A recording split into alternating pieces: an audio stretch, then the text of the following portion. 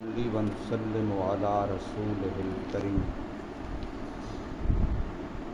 اما بعد قال النبی صلی اللہ علیہ وسلم انما بعثت لأتمم مکارم الاخلاق وقال النبی صلی اللہ علیہ وسلم انما بعثت معلما صدق اللہ وصدق رسولہ النبی الکریم۔ حضور صلی اللہ علیہ وسلم نے دنیا کے اندر اپنے آنے کے دو مقصد ارشاد فرمائے۔ ایک مقصد آنے کا یہ ہے کہ میں لوگوں کو اخلاقیات کے لحاظ سے، رہن سہن، لین دین، آپس کے معاملات کے لحاظ سے، اخلاق اور کردار کے لحاظ سے سب سے اعلیٰ، سب سے اونچے درجے پر پہنچا دوں۔ یہ میرا مقصد ہے۔ حضور صلی اللہ علیہ وسلم نے فرمایا کہ میرے دنیا میں آنے کا مقصد لوگوں کو اچھے اخلاق کی تعلیم دینا، تاکہ آپس میں ان کا رہن سہن اچھا ہو، ان کا آپس میں معاشرت، زندگی گزارنا، ایک دوسرے کے ساتھ معاملہ کرنا وہ اچھا ہو۔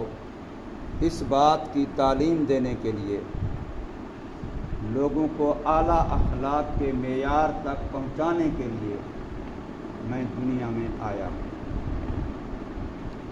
اب وہ کیسے پہنچیں گے؟ اچھے اخلاق، اعلیٰ اخلاق، مکارم اخلاق لوگوں کے اندر کیسے پیدا ہوں گے؟ اس کے لیے فرمایا کہ اللہ نے مجھے استاذ بنا کر کے بھیجا ہے، معلم بنا کر کے بھیجا ہے، سکھانے والا بنا کر کے بھیجا ہے۔ میں تعلیم دوں گا، میں سکھلاؤں گا، میں ان کو بتلاؤں گا۔ میرے بتلائے ہوئے، سکھلائے ہوئے، تعلیم دیے ہوئی باتوں پر یہ عمل کریں گے، یہ اخلاق کے اعلیٰ معیار پر پہنچ جائیں گے، بلند اخلاق پر پہنچ جائیں گے۔ اخلاق حسنہ سے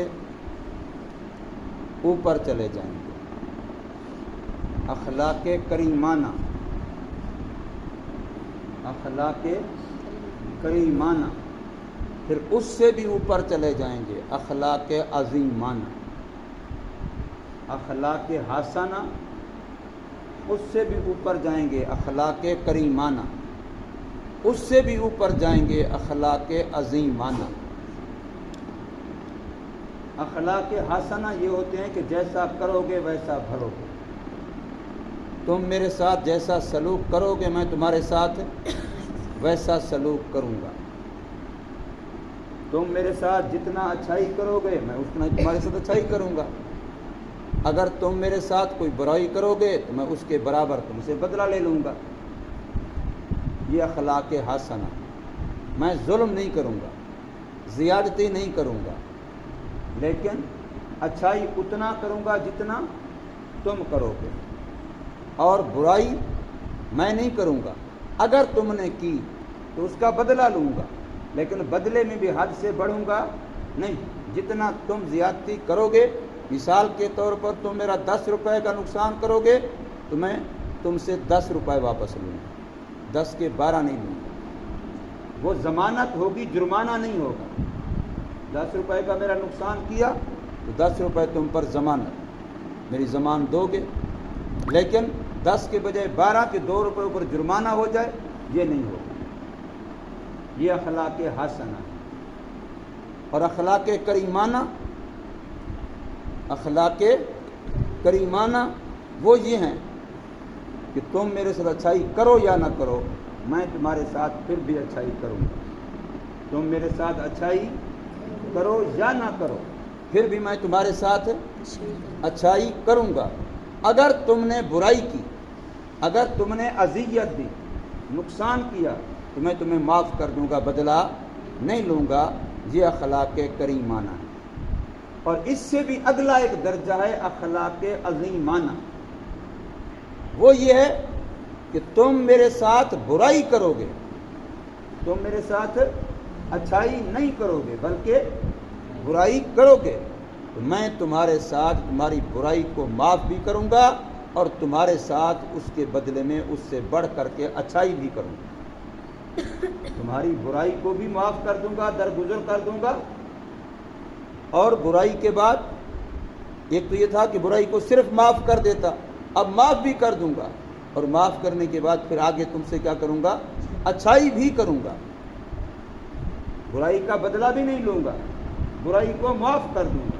برائی کا بدلہ اتنا لیتا یہ اخلاق حسنہ ہوتے، اور برائی کو صرف معاف کر دیتا، بدلہ بالکل نہ لیتا، یہ اخلاق کریمانہ ہوتے، لیکن میں بدلہ بھی نہیں لوں گا، پھر معاف بھی کر دوں گا، اس کے بعد تم سے الٹا برائی کے بدلے کیا کروں گا، بھلائی کروں گا، اچھائی کروں گا۔ یہ کیا ہوں گے، اخلاق عظیمانہ۔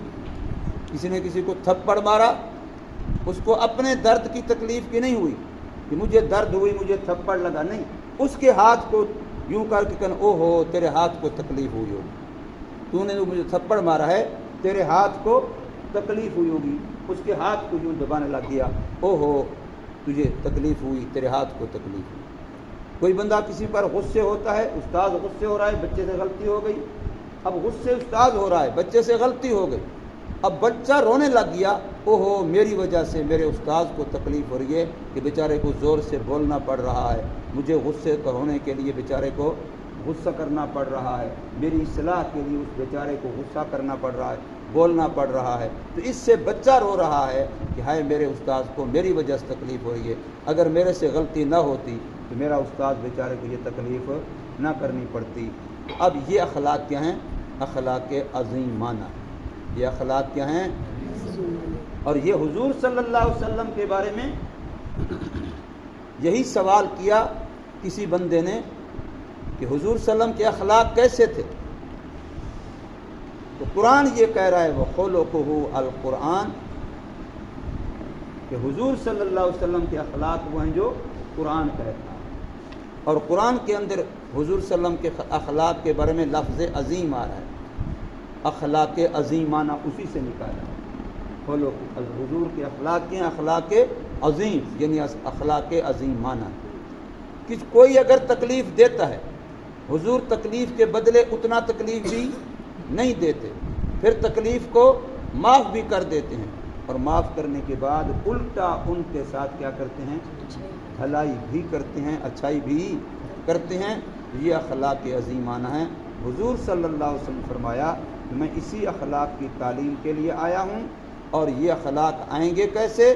فرمایا یہ تعلیم سے آئیں گے، سکھلانے سے آئیں گے، استاد سے آئیں گے۔ انسان متعلم بنے گا، اپنے معلم سے سیکھے گا، اس لیے حضور نے ارشاد فرمایا کہ انما بعثت مکارم الاخلاق، یہ اخلاق اچھے اخلاق کو پورا کرنے کے لیے، ان کو اتمام تک، انتہا تک، آخر تک پہنچانے کے لیے آیا ہوں۔ وَإِنَّمَا بُعِثْتُ مُعَلِّمًا، میں استاد بنا کر کے آیا ہوں، سکھلانے والا بنا کر کے بھیجا دیا، لوگوں کو تعلیم دیتا ہوں۔ تو تعلیم جب نبی پاک صلی اللہ علیہ وسلم دے گا تو آگے کی تعلیم حاصل کرنے والا ہوگا جو تعلیم دے گا۔ مثلا ایک استاد اس مسجد میں بیٹھا ہو، شاگرد کوئی نہ ہو تو وہ معلم ہوگا؟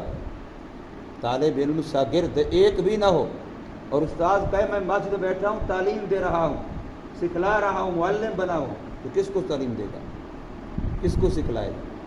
کوئی سیکھنے والا ہوگا تو پھر وہ سکھانے والا بنے گا، اگر کوئی سیکھنے والا ہی نہیں ہوگا تو وہ سکھلانے والا نہیں بنے گا۔ اس سے پتہ چلتا ہے کہ ہم جو پوری امت ہے نبی پاک صلی اللہ علیہ وسلم کی، ہم سیکھنے والے ہیں، ہم متعلم ہیں، ہم ہر وقت رسول اللہ صلی اللہ علیہ وسلم کا لایا ہوا دین، آپ کے بتلایا ہوا دین، آپ کے بتلائے ہوئے اخلاق، ان کو سیکھنے والے ہیں۔ اللہ تبارک و تعالی ہمیں اخلاص کے ساتھ متعلم بننے کی، طالب علم بننے کی، سیکھنے والا بننے کی توفیق عطا فرمائے، اور جو دین کی بات سیکھیں اس کو پلے باندھ کر کے اس پر عمل کرنے کی اللہ تبارک و تعالی ہمیں توفیق عطا فرمائے۔